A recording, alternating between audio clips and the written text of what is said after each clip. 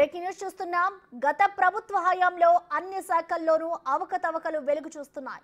ప్రజలకు అందాల్సిన వస్తువుల్లోనూ తూకంలో తేడా కనిపించడం ఆశ్చర్యం కలిగిస్తోంది. ఇదే విషయం మంత్రి తనిఖీల్లో బయటపడింది. పౌర సరఫరాల శాఖలో అవకతవకలు జరిగాయని మంత్రి నాదెండ్ల మనోహర్ వెల్లడించారు. దానికి సంబంధించిన స్టాక్ పాయింట్ పరిశీలన సాగుతుందన్న మంత్రి పంచదార, కందిపప్పు, పామాయిల్ ప్యాకెట్లలో 50 నుంచి 80 గ్రాముల వరకు స్పష్టంగా తేడా కనిపిస్తుందని చెప్పారు. ఇప్పటి వరకు సప్లై చేసిన వారిపై కఠిన చర్యలు తీసుకుంటామని తెలిపారు.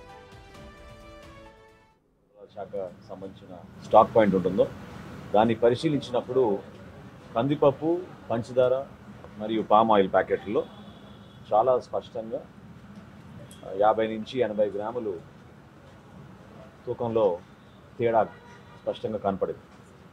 సో రాష్ట్ర వ్యాప్తంగా సుమారు 253 మండల్ లెవెల్ స్టాక్ పాయింట్లని తనిఖీ చేసి సమగ్రమైన రిపోర్టు ప్రజెంట్ చేయమని ఆ రోజు నేను అధికార యంత్రాంగాన్ని కోరాను. దానికి అనుగుణంగా ఇప్పటి వరకు 62 MLS పాయింట్స్ పరిశీలించారు. స్టాక్ పాయింట్స్లోకి వెళ్ళి శాంపిల్స్ తీసుకుని చెక్ చేశారు. అందులో సుమారు 24 కేసెస్ డిటెక్ట్ అయినాయి. సో ఈ 24 కేసెస్ కూడా కేసు బుక్ చేస్తున్నారు.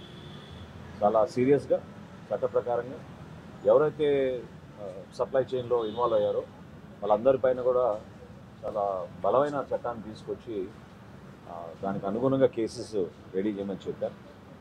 ఎల్లుండి కల్లా ఈ 253 స్టాక్ పాయింట్లో కూడా పూర్తి స్థాయిలో లీగల్ మెట్రాలజీ డిపార్ట్మెంట్, అదేవిధంగా స్థానికంగా ఉన్న జాయింట్ కలెక్టర్లు, తహసీల్దారు వాళ్ళు కూడా వెరిఫికేషన్ చేసి ఒక సమగ్రమైన విచారణ అందించిన తర్వాత తప్పకుండా వీళ్ళపైన చర్యలు తీసుకునే విధంగా స్పందిస్తాం. దీనిపై మరింత సమాచారం మా ప్రతినిధి శివ అందిస్తారు. శివ, చెప్పండి, గత ప్రభుత్వ శాఖలకి సంబంధించి ఇటు నాదెండ్ల మనోహర్ కొన్ని వ్యాఖ్యలు చేశారు. డీటెయిల్స్ ఏంటి శివ?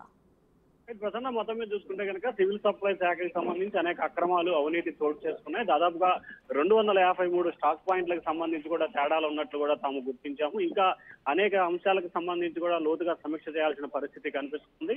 రేపు ఎల్లుండిలో మిగతా మొత్తం డేటా అంతా సేకరించుకొని ఎవరైతే గత ప్రభుత్వంలో తప్పులకు పాల్పడ్డారో వారందరిపై కూడా కఠినంగా చర్యలు తీసుకోవడం జరుగుతుంది. చాలా అక్రమాలు జరిగిన పరిస్థితి కనిపిస్తా ఉంది. దీనిపై సమగ్రమైన దర్యాప్తు జరిపించాల్సిన అవసరం అయితే కనిపిస్తా ఉంది. ఇప్పటికే కొంత మేరకు నిన్న ఈ రోజు కూడా సమావేశాలు నిర్వహించాము. కానీ లోతుగా సమీక్షా సమావేశం నిర్వహిస్తే కనుక ఇంకా చాలా అంశాలకు సంబంధించి క్లారిటీ వచ్చే అవకాశాలు కనిపిస్తున్నాయి. ఇప్పటికే తమకు అందుతున్న సమాచారం కానీ లేదా అధికారులు చెప్తున్న వాటికి సంబంధించి ఎక్కడా కూడా కొంత ఉండట్లేదని చెప్పి కూడా ఆయన అయితే అసంతృప్తి వ్యక్తం చేసిన పరిస్థితి కనిపించింది. రేపు ఎల్లుండి 2 రోజుల పాటు వీటిపై పూర్తి స్థాయిలో విచారణ చేపడతాం. ఆ తర్వాత కూడా ఎక్కడైతే MLS పాయింట్లు కానీ లేదా స్టాక్ పాయింట్లు ఉన్నాయో వీటన్నిటికి సంబంధించి కూడా డేటా సేకరించి తద్వారా వాటిపై నివేదిక తెప్పించుకొని చర్యలు తీసుకుంటామని చెప్పి కూడా నాదెండ్ల మనోహర్ అయితే ఇందాక చెప్పడం జరిగింది. ప్రసన్న. Thank you Shiva.